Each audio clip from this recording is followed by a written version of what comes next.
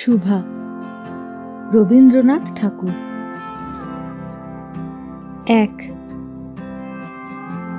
মেয়েটির নাম যখন সুভাষিনী রাখা হইয়াছিল, তখন কে জানিত সে বোবা হইবে। তাহার দুটি বড় বোনকে সুকেশিনী ও সুহাসিনীর নাম দেওয়া হইয়াছিল। তাই মিলের অনুরোধে তাহার বাপ ছোট মেয়েটির নাম সুভাষিনী রাখে। এখন সকলে তাহাকে সংক্ষেপে শুভা বলে। দস্তুর মতো অনুসন্ধান ও অর্থব্যয়ে বড় দুটি মেয়ের বিবাহ হইয়া গেছে। এখন ছোটটি পিতামাতার নীরব হৃদয়ভারের মতো বিরাজ করিতেছে। যে কথা কয় না, সে যে অনুভব করে, ইহা সকলের মনে হয় না। এই জন্য তাহার সাক্ষাতেই সকলে তাহার ভবিষ্যৎ সম্বন্ধে দুশ্চিন্তা প্রকাশ করিত। সে যে বিধাতার অভিশাপ রূপে তাহার পিতৃগৃহে আসিয়া জন্মগ্রহণ করিয়াছে, এ কথা সে শিশুকাল হইতে বুঝিয়া লইয়াছিল। তাহার ফল এই হইয়াছিল, সাধারণের দৃষ্টিপথ হইতে সে আপনাকে গোপন করিয়া রাখিতে সর্বদাই চেষ্টা করিত। মনে করিত, আমাকে সবাই ভুলিলে বাঁচি। কিন্তু বেদনা কি কেহ কখনো ভোলে? পিতামাতার মনে সে সর্বদাই জাগরূক ছিল। বিশেষত তাহার মা তাহাকে নিজের একটা ত্রুটি স্বরূপ দেখিতেন। কেননা মাতা পুত্র অপেক্ষা কন্যাকে নিজের অংশরূপে দেখেন। কন্যার কোনো অসম্পূর্ণতা দেখিলে সেটা যেন বিশেষ রূপে নিজের লজ্জার কারণ বলিয়া মনে করেন। বরঞ্চ কন্যার পিতা বাণীকণ্ঠ শুভাকে তাহার অন্য মেয়েদের অপেক্ষা যেন একটু বেশি ভালোবাসিতেন। কিন্তু মাতা তাহাকে নিজের গর্ভের কলঙ্ক জ্ঞান করিয়া তাহার প্রতি বড় বিরক্ত ছিলেন। শুভার কথা ছিল না, কিন্তু তাহার সুদীর্ঘ পল্লব বিশিষ্ট বড় বড় দুটি কালো চোখ ছিল, এবং তাহার ওষ্ঠাধর ভাবের আভাস মাত্রে কচি কিশলয়ের মতো কাঁপিয়া উঠিত। কথায় আমরা যে ভাব প্রকাশ করি, সেটা আমাদিগকে অনেকটা নিজের চেষ্টায় গড়িয়া লইতে হয়, কতকটা তর্জমা করার মতো। সকল সময়ে ঠিক হয় না। ক্ষমতা অভাবে অনেক সময়ে ভুলও হয়। কিন্তু কালো চোখকে কিছু তর্জমা করিতে হয় না, মন আপনি তাহার উপরে ছায়া ফেলে। ভাব আপনি তাহার উপরে কখনো প্রসারিত, কখনো মুদিত হয়, কখনো উজ্জ্বল ভাবে জ্বলিয়া উঠে, কখনো ম্লান ভাবে নিবিয়া আসে, কখনো অস্তমান চন্দ্রের মতো অনিমেষ ভাবে চাহিয়া থাকে, কখনো দ্রুত চঞ্চল বিদ্যুতের মতো দিক বিদিকে ঠিকরিয়া উঠে। মুখের ভাব বই আজন্মকাল যাহার অন্য ভাষা নাই, তাহার চোখের ভাষা অসীম উদার এবং অতল স্পর্শ গভীর, অনেকটা স্বচ্ছ আকাশের মতো, উদয়াস্ত এবং ছায়ালোকের নিস্তব্ধ রঙ্গভূমি। এই বাক্যহীন মনুষ্যের মধ্যে বৃহৎ প্রকৃতির মতো একটা বিজন মহত্ব আছে। এই জন্য সাধারণ বালক বালিকারা তাহাকে এক প্রকার ভয় করিত, তাহার সহিত খেলা করিত না।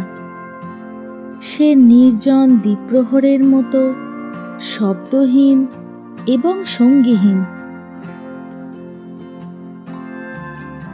2. গ্রামের নাম চণ্ডীপুর।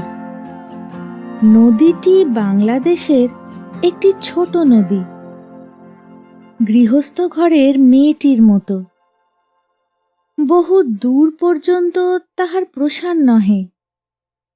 নিরলসা তন্বী নদীটি আপন কুল রক্ষা করিয়া কাজ করিয়া যায়।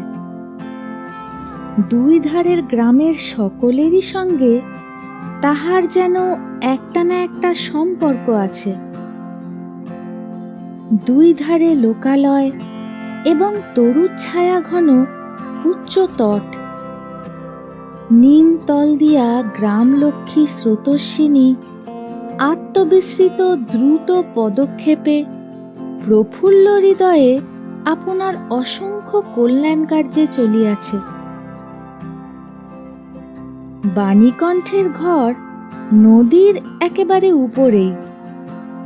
তাহার বাখারির বেড়া, আটচালা গোয়াল ঘর, ঢেঁকিশালা, খড়ের স্তূপ, তেঁতুলতলা, আম, কাঁঠাল এবং কলার বাগান নৌকাবাহী মাত্রেই দৃষ্টি আকর্ষণ করে। এই গার্হস্থ্য সচ্ছলতার মধ্যে বোবা মেয়েটি কাহারও নজরে পড়ে কিনা জানি না, কিন্তু কাজকর্মে যখনই অবসর পায় তখনই সে এই নদী তীরে আসিয়া বসে। প্রকৃতি যেন তাহার ভাষার অভাব পূরণ করিয়া দেয়, যেন তাহার হইয়া কথা কয়। নদীর কলধ্বনি, লোকের কোলাহল, মাঝির গান, পাখির ডাক, তরুর মর্মর সমস্ত মিশিয়া চারিদিকের চলাফেরা আন্দোলন কম্পনের সহিত এক হইয়া সমুদ্রের তরঙ্গ রাশির ন্যায় বালিকার চির নিস্তব্ধ হৃদয় উপকূলের নিকটে আসিয়া ভাঙিয়া ভাঙিয়া পড়ে। প্রকৃতির এই বিবিধ শব্দ এবং বিচিত্র গতি ইহাও বোবার ভাষা। বড় বড় চক্ষুপল্লব বিশিষ্ট সুভার যে ভাষা, তাহারই একটা বিশ্বব্যাপী বিস্তার। ঝিল্লিরপূর্ণ তৃণভূমি হইতে শব্দাতীত নক্ষত্রলোক পর্যন্ত কেবল ইঙ্গিত, ভঙ্গি, সঙ্গীত, ক্রন্দন এবং দীর্ঘশ্বাস। এবং মধ্যাহ্নে যখন মাঝির জেলেরা খাইতে যাইত, গৃহস্থেরা ঘুমাইত, পাখিরা ডাকিত না, খেয়া নৌকা বন্ধ থাকিত, স্বজন জগৎ সমস্ত কাজকর্মের মাঝখানে সহসা থামিয়া গিয়া ভয়ানক বিজন মূর্তি ধারণ করিত, তখন রুদ্র মহাকাশের তলে কেবল একটি বোবা প্রকৃতি এবং একটি বোবা মেয়ে মুখোমুখি চুপ করিয়া বসিয়া থাকিত। একজন সুবিস্তীর্ণ রৌদ্রে, আর একজন ক্ষুদ্র তরুচ্ছায়ায়। সুভার যে গুটিকতক অন্তরঙ্গ বন্ধুর দল ছিল না তাহা নহে। গোয়ালের দুটি গাভী, তাদের নাম সর্বশী ও পাঙ্গুলি। সে নাম বালিকার মুখে তাহারা কখনো শুনে নাই, কিন্তু তাহার পদশব্দ তাহারা চিনিত। তাহার কথাহীন একটা করুণ সুর ছিল, তাহার মর্ম তাহারা ভাষার অপেক্ষা সহজে বুঝিত।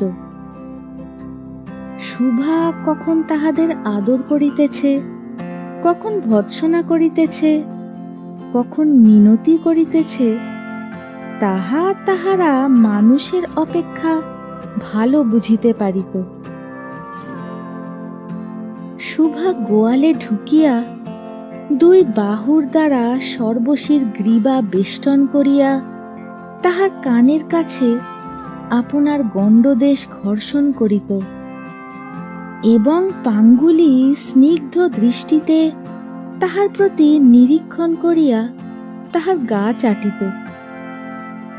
বালিকা দিনের মধ্যে নিয়মিত 3 বার করিয়া গোয়াল ঘরে যাইত।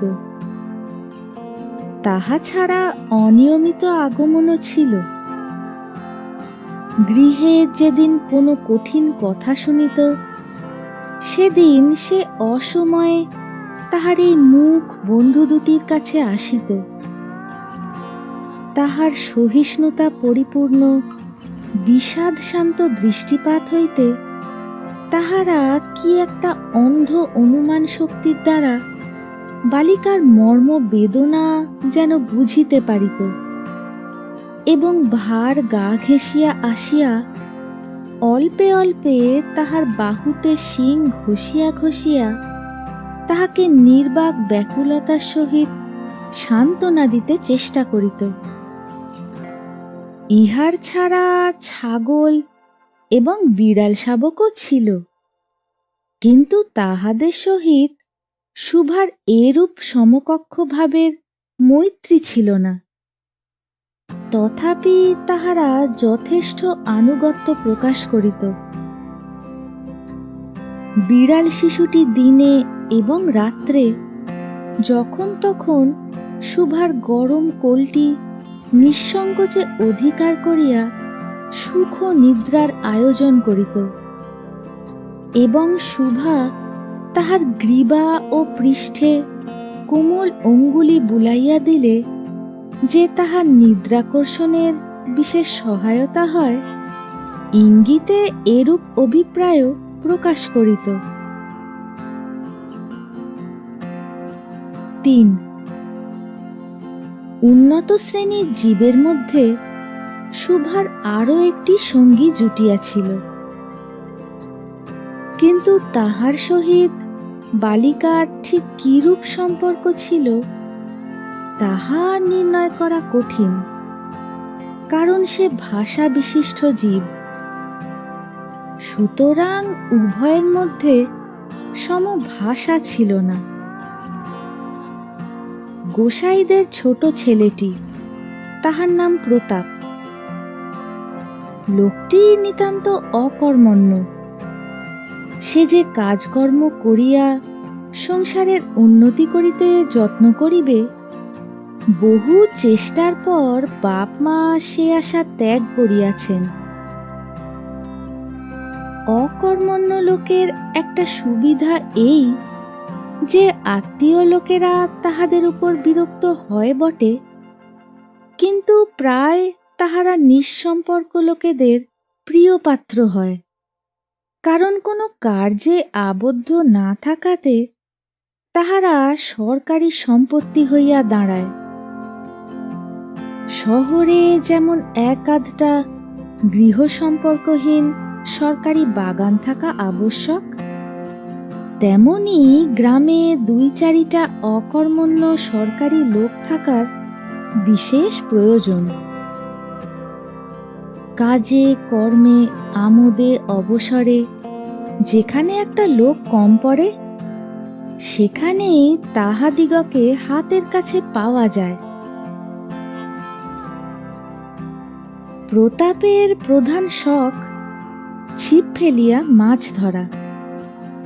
ইহাতে অনেকটা সময় সহজে কাটানো যায়। অপরাহ্নে নদী তীরে ইহাকে প্রায় এই কাজে নিযুক্ত দেখা যাইত এবং এই উপলক্ষে শুভার সহিত তাহার প্রায় সাক্ষাৎ হইত। যে কোনো কাজেই নিযুক্ত থাক, একটা সঙ্গী পাইলে প্রতাপ থাকে ভালো। মাছ ধরার সময় বাক্যহীন সঙ্গী সর্বাপেক্ষা শ্রেষ্ঠ। এই জন্য প্রতাপ শুভার মর্যাদা বুঝিত। এই জন্য সকলেই সুভাকে শুভা বলিত। প্রতাপ আরেকটু অতিরিক্ত আদর সংযোগ করিয়া শুভাকে সু বলিয়া ডাকিত। শুভা তেঁতুল তলায় বসিয়া থাকিত এবং প্রতাপ অনতি দূরে মাটিতে ছিপ ফেলিয়া জলের দিকে চাহিয়া থাকিত। প্রতাপের একটি করিয়া পান বরাদ্দ ছিল। শুভা তাহা নিজে সাজিয়া আনিত এবং বোধ করি অনেকক্ষণ বসিয়া বসিয়া চাহিয়া চাহিয়া ইচ্ছা করিত প্রতাপের কোনো একটা বিশেষ সাহায্য করিতে, একটা কোনো কাজে লাগিতে, কোনো মতে জানাইয়া দিতে যে এই পৃথিবীতে সেও একজন কম প্রয়োজনীয় লোক নহে। কিন্তু কিছুই করিবার ছিল না। তখন সে মনে মনে বিধাতার কাছে অলৌকিক ক্ষমতা প্রার্থনা করিত। মন্ত্র বলে সহসা এমন একটা আশ্চর্য কাণ্ড ঘটাইতে ইচ্ছা করিত, যাহা দেখিয়া প্রতাপ আশ্চর্য হইয়া যাইত। বলিত, তাই তো, আমাদের শুভির যে এত ক্ষমতা তাহা তো জানিতাম না। মনে করো, শুভা যদি জলকুমারী হইত, আস্তে আস্তে জল হইতে উঠিয়া একটা সাপের মাথার মণি ঘাটে রাখিয়া যাইত। প্রতাপ তাহার তুচ্ছ মাছ ধরা রাখিয়া সেই মানিক লইয়া জলে ডুব মারিত এবং পাতালে গিয়া দেখিত রূপার অট্টালিকায় সোনার পালঙ্কে কে বসিয়া? আমাদের বাণীকণ্ঠের ঘরের সেই বোবা মেয়ে সু, আমাদের সু, সেই মণিদীপ্ত গভীর নিস্তব্ধ পাতালপুরীর একমাত্র রাজকন্যা। তাহা কি হইতে পারিত না? তাহা কি এতই অসম্ভব? আসলে কিছুই অসম্ভব নহে, কিন্তু তবুও সুপ্রজাশূন্য পাতালের রাজবংশে না জন্মিয়া বাণীকণ্ঠের ঘরে আসিয়া জন্মিয়াছে এবং গোসাইদের ছেলে প্রতাপকে কিছুতেই আশ্চর্য করিতে পারিতেছে না। 4. শুভার বয়স ক্রমেই বাড়িয়া উঠিতেছে। ক্রমে সে যেন আপনাকে আপনি অনুভব করিতে পারিতেছে,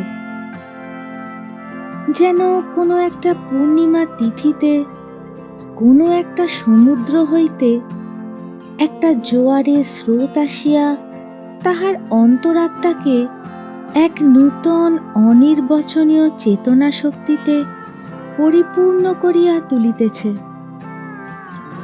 সে আপনাকে আপনি দেখিতেছে, ভাবিতেছে, প্রশ্ন করিতেছে এবং বুঝিতে পারিতেছে না। গভীর পূর্ণিমা রাত্রে সে একদিন ধীরে শয়নগৃহের দ্বার খুলিয়া ভয়ে ভয়ে মুখ বাড়াইয়া বাহিরের দিকে চাহিয়া দেখে পূর্ণিমা প্রকৃতিও শুভার মতো একাকিনী সুপ্ত জগতের উপর জাগিয়া বসিয়া যৌবনের রহস্যে, পুলকে, বিষাদে, অসীম নির্জনতার একেবারে শেষ সীমা পর্যন্ত, এমনকি তাহা অতিক্রম করিয়াও থমথম করিতেছে, একটি কথা কহিতে পারিতেছে না।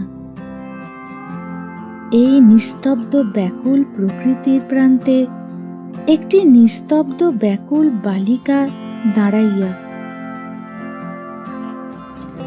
এদিকে কন্যাভারগ্রস্ত পিতামাতা চিন্তিত হইয়া উঠিয়াছেন, লোকেও নিন্দা আরম্ভ করিয়াছে। এমনকি এক ঘরে করিবে এমন জনরব শোনা যায়। বাণীকণ্ঠের সচ্ছল অবস্থা, 2 বেলায় মাছ ভাত খায়, এজন্য তাহার শত্রু ছিল। স্ত্রী পুরুষে বিস্তর পরামর্শ হইল। কিছুদিনের মতো বাণী বিদেশে গেল। অবশেষে ফিরিয়া আসিয়া কহিল, চলো, কলিকাতায় চলো। বিদেশ যাত্রার উদ্যোগ হইতে লাগিল। কুয়াশা ঢাকা প্রভাতের মতো সুভার সমস্ত হৃদয় অশ্রু বাষ্পে একেবারে ভরিয়া গেল। একটা অনির্দিষ্ট আশঙ্কা বশে সে কিছুদিন হইতে ক্রমাগত নির্বাক জন্তুর মতো তাহার বাপ মায়ের সঙ্গে সঙ্গে ফিরিত।